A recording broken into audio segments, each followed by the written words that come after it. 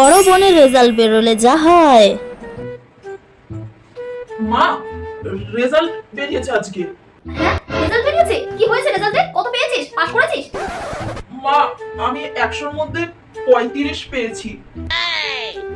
তুই এত কম রেজাল্ট করেছিস, কতবার করে বলেছি পড়তে বস পড়তে বস, তুই আমার একটা কথা শুনিসনি। আর আজ দেখো রেজাল্টের এই পরিণতি তোর সব সময় জোরে জোরে এই অবস্থা। তুই ফোনটা খাটবি না আমার একটা কথা তুই শুনিসনি।